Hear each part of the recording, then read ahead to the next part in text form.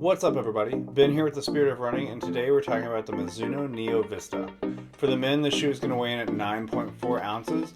For women, 7.8 ounces. It has an 8mm drop and retails for $180. All right, let's break this shoe down from bottom to top. When we look at the outsole on this shoe, we do have a full length coverage of rubber on both sides of the cutout for the shoe. We are saving a lot of weight by having that massive cutout in the middle, both in terms of the amount of midsole material that's available and also the weight of the rubber on the outsole.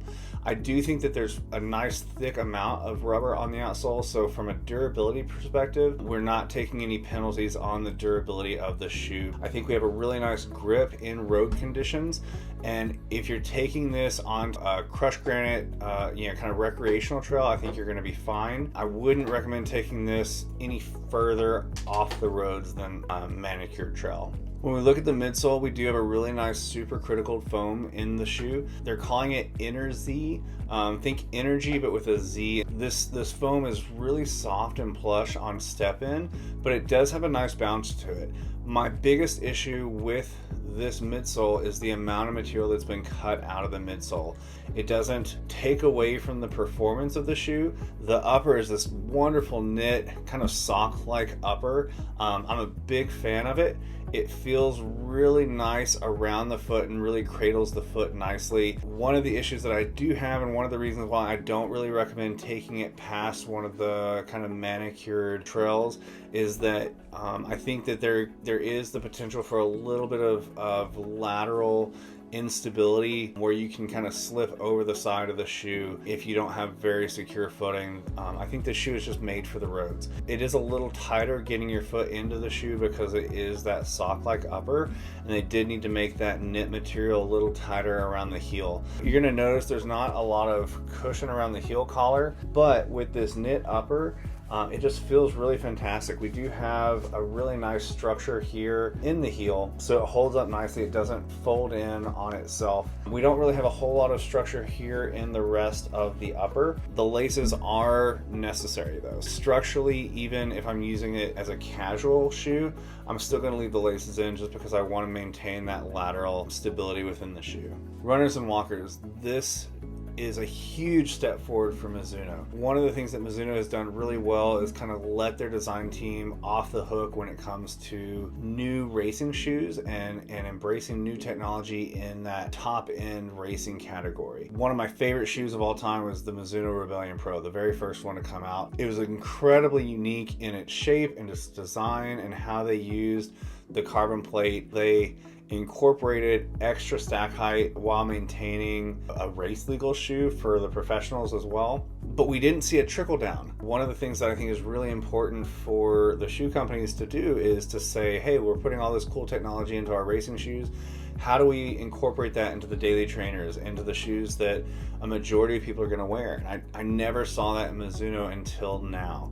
With the Neo Vista, where Mizuno is finally embracing softer foams, newer technologies, and newer designs, it's really exciting to see this coming, and I'm excited to see what else Mizuno is going to come out with in the next couple of years. For most people, I think that they expected this shoe to be an up-tempo trainer, more into that tempo threshold area. For me, it definitely falls more into the easy recovery runs and maybe into the tempo sessions. I kind of mentioned before that my big issue with the midsole on this shoe is the cutout and the fact that I can feel every single stride compressing through the plate into that gap in the midsole. For some people, this definitely could be a threshold level shoe, maybe even into some interval pacing, but I think it's going to be very individually dependent on how your foot and how your body interacts with this shoe.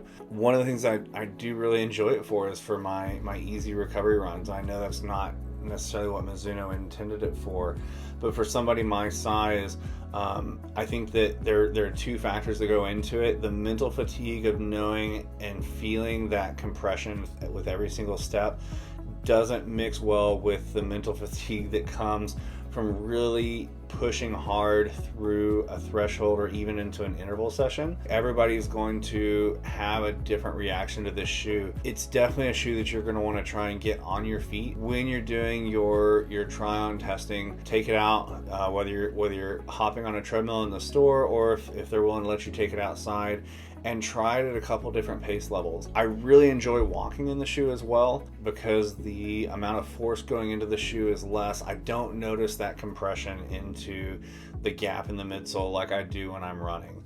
So walkers, I think this is a really fantastic choice for you. It's lightweight, soft, and plush, and I think that it has a really nice stride to it. Again, for me, the big downfall is this cutout. I think that the cutout design can be very functional, but I think that in this shoe, that it's too wide. While this may not check every box that Mizuno intended it to check, I think that it checks a lot of boxes for a whole bunch of people, so definitely worth trying out and getting on your feet.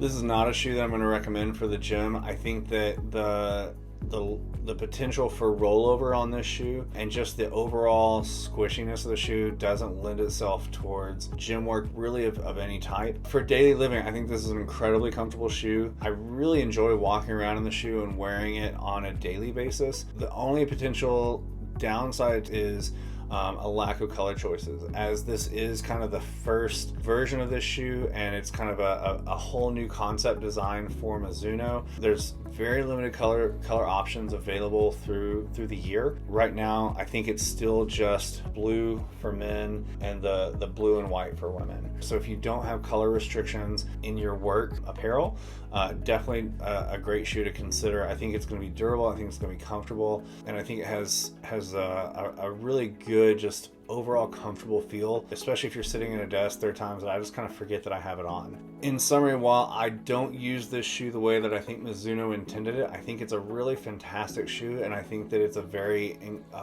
new and unique offering from Mizuno.